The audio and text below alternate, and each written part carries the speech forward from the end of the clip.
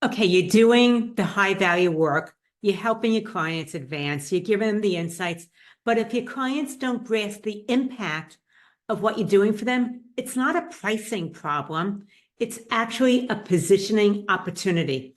I'm Warren Fogelman with Business Success Solution, showing accounting firm owners how to be able to double their revenue working half the time. And let's say you have a client and you help that client save $80,000 with a strategic tax plan that you know is going to make a difference. And you ended up billing them $450 because it just took a little bit of time. It wasn't that difficult for you. Now, on the outside, that might look like it's efficient. It might even seem fair to you. But what about inside your firm? When that happens, it means that you're undercharging, you're minimizing your expertise, and it keeps you stuck and your firm stuck in that cycle of overwork. It's not sustainable. And that's why it's so critical that you price your advisory work for the impact, not the hours. So once again, advisory work ought to be priced for the impact that you have, not how long it takes to be able to deliver the impact. And as a result of that, as you move in this direction, it's a shift. You get better at it over time, but you end up working with fewer, better, higher quality clients. And also they are paying higher fees as well. So once again, if you are still pricing your strategy, your consultations, your advisory work by the hour, or maybe you're bundling it into compliance packages, then your advisory work is being compensated and treated like a technician. You are leaving money on the table. And once again, time-based pricing automatically limits your income potential. It keeps you from being able to scale in the way that you want to, because more hours, yes, means more revenue, but it also means more stress. And the other thing is that there is now tech solutions available for almost all the things that you're doing on the compliance side. And there's a lot of tech solutions available for the advisory work as well that give you insights. And the more that's automated, this means that you're able to go ahead and charge for the value and have a six-figure revenue in your firm, and it can be done in a fraction of the time that it used to take. So once again, when you separate your fees from time, especially with your advisory work, then it means that you can go ahead and increase your revenues, your profit margins, and it can be done in a fraction of the time. So you're not getting penalized for more efficiency because you now have insights, gained expertise, or that you are now adding tech solutions and improving your tech stack. So this is something to think about. Traditional pricing follows this particular logic. It focuses on time as the priority, then it's considering costs. As a result, you're coming up with your price, then you're looking at the value from the client's point of view and how the client benefits. So time, cost, price, value, client. That is the traditional pricing model, whether it's a fixed fee or an hourly rate, but it's time-based pricing. Now, value pricing goes ahead and it flips, it reverses that equation. It starts with the client and the client's willingness to pay. And then it looks at the value that they benefit from because of the fact that you were able to help them with this solution or achieve this outcome.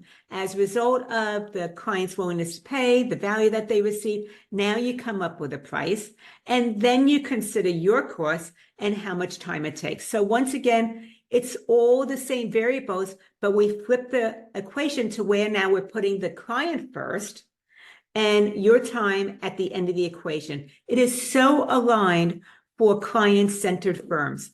And when you do this, you start to focus on the outcome. What does the client want? How does this benefit the client? What is it worth to them? Those are the things that you want to consider first, as opposed to how much time is it going to take? What are some of my expenses involved? That is not what you want to think about if you are a client-centered firm. We want to put the client first. So once again, we want to focus on the client, the benefits to them, and then have your fees paired along with those results that you deliver. And as a result of that, think about if you save a client $100,000 a year, then a $15,000 to $25,000 fee for that isn't really a stretch. It's a good investment for them. It is very aligned. And they still walk away with a $75,000 to $85,000 benefit. And you are actually then fairly paid for the result that you helped them, not how long it took you to actually implement that result. So that is something to think about. And if you do the research, Thomas Reuters, they actually found that firms that lead with advisory services earn 43% more per client each month.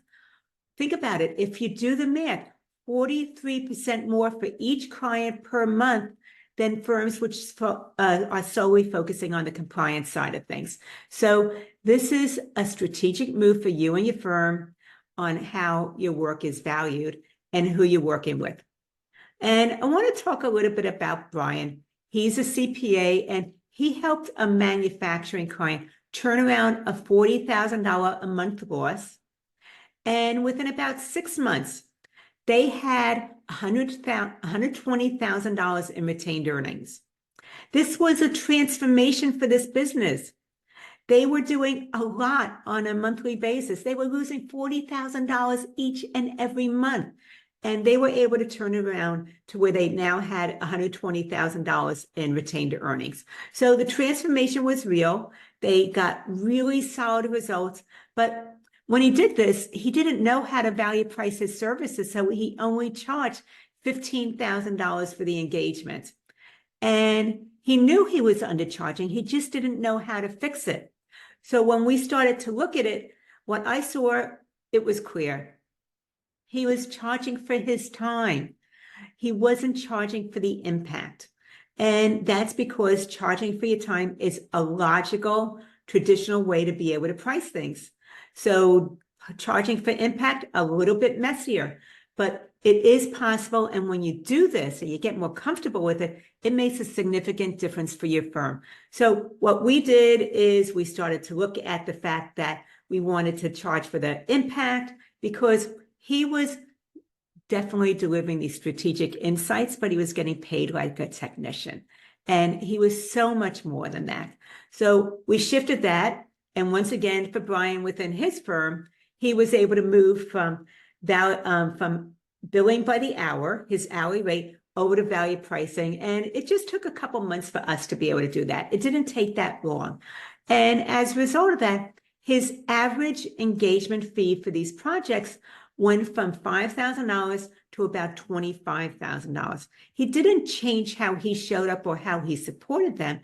He just changed how he positioned and spoke about the work that he does, focusing more on the solution side than the technical side. As a result of being able to now value price his engagements, he was able to actually cut his client load in half, and also he increased his revenue by about 40%. And this is true for you also. And I just want to say, the clients that he had, they didn't leave. They actually leaned in, because they saw that he was connecting his fees to the solution that he was able to give them. And it wasn't spent on how much time he was delivering it. It was all solution focused. That was very, very important to them, and that mattered to them. So it was aligned with their priorities. Now, I want to tell you about 6 key factors that actually have pricing power when it comes to advisory services. So we're going to look at the 6 factors that affect your advisory services, allowing you to make the shift over to value pricing. And once again, you don't need all 6 for every single engagement. I'm simply sharing these with you so you can start to look at the work that you do with clients differently, not from the time perspective, but more from the value perspective of stepping into the client's shoes. And even if you take maybe 2 or 3 of them into your engagements and how you're talking about things, it will have an impact on you and your firm. Okay, so number 1 is economic impact. If your guidance leads to tax savings, increased revenue, or maybe reduced overhead, that is something that is tangible. It is something that is measurable. It has a lot of value to your clients. And say you help a client save about $60,000 a year annually. Now, that could easily be an engagement that you are charging $18,000 to $24,000 for. So think about that. If you were charging for your time, it would be a fraction of that. But when we're charging for the outcome of them saving $60,000 a year, each and every year, if not more, and it gets exponential over time, then you can charge $18,000 to $24,000 for doing that work and implementing those solutions. So the economic impact is definitely the number one consideration. And that ought to be something that you're looking at with almost every single project that you're doing for clients. The second one is growth acceleration. So some clients, they're going to be able to figure it out and reach their goals eventually. But if with your expertise, you might be able to speed that up. An example is a law firm that wanted to bring in a new division, but they couldn't figure out how to do that. And if they would have figured it out on their own, maybe it would have taken 18 months. That was their initial plan. But having you help them and guide them forward, they were able to do it in 90 days. And as a result of that, they were able to bring in $150,000 additional revenue each year sooner, once again, 90 days instead of 18 months. And that was pretty significant. So that is something to think about. That is pricing power, is you can actually help them speed up the deadline so that they can have it implemented sooner, as opposed to it being a long drawn out thing because they're trying to figure it out themselves. Number 3 is profit optimization. This is where you're talking about the margins, because a lot of times your clients are thinking about the top line, but they're not always thinking about the profit margins. So we want to be able to bring that front and center, because that's actually important. And think about it. If you have a client and you're able to help them bring in a 4% margin increase on $2 million in revenue, then that equals about $80,000 in additional profit annually. And over 3 years, that could be easily an additional $240,000, if not more. So once again, the profit optimization. You don't want to just look at how they benefit from it right now, but maybe over time you can quantify that for them. And as a result of that, showing them how they can bring in an additional $240,000 over 3 years, then a $30,000 fee for that project is absolutely reasonable. So that is something as far as profit optimization. And then the fourth one is urgency. And this is something you probably experience a lot with some clients, is there is all of a sudden some looming pressure that they are missing, that they are dealing with. It could be an upcoming audit. It could be that they need to be able to apply for something that is very time sensitive. Maybe they have a payroll crisis, or there's an M&A deadline that's going to be really, really important to them. So speed creates additional value. People will pay for speed. And if that client maybe needs the fast turnaround, let's say 1 week, which is very, very urgent, then you have to move things around on your agenda to be able to accommodate them. And as a result to their urgency, you can consider charging 2 to 3 times more for that emergency engagement. And let's face it, some of your clients are procrastinators. They knew about it for months, but they waited until the last minute to reach out and tell you what was going on. So what could have been something that was planned for and done over time now is an emergency with a very, very short deadline. So urgency has a lot of value. The next one is specialization. This is number 5. Let's think about this. Generalists, they answer questions. Specialists are able to solve specific problems quickly because you're going to be able to bring industry knowledge. And say that it's for medical practices or maybe even international tax, you're able to help them reduce risk and also achieve and experience the results a lot faster. So once again, because you have deeper knowledge about their specific needs on what it is that they need because you have a specialty, you work with a particular vertical, then that is something that people are willing to pay more for.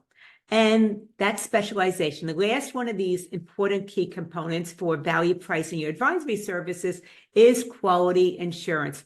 Now, clients will absolutely pay more for someone when they trust your process.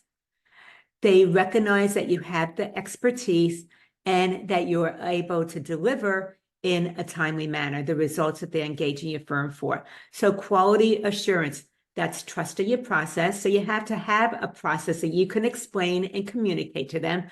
They need to realize that you have expertise in this area. So that is about seeing you as that resource, as that go-to person.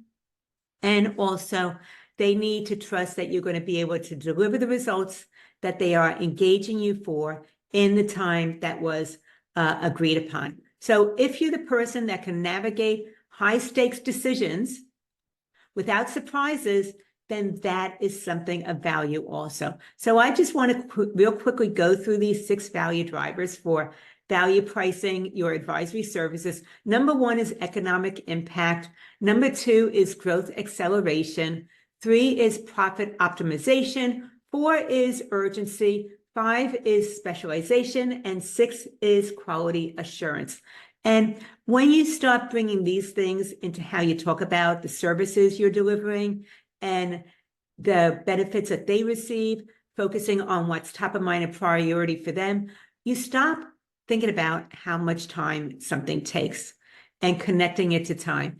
Instead, you're now leading these conversations with the outcomes that they care about. And that is where the value is. So I know you may be thinking, oh, this sounds great, Lauren, but my clients aren't used to this model.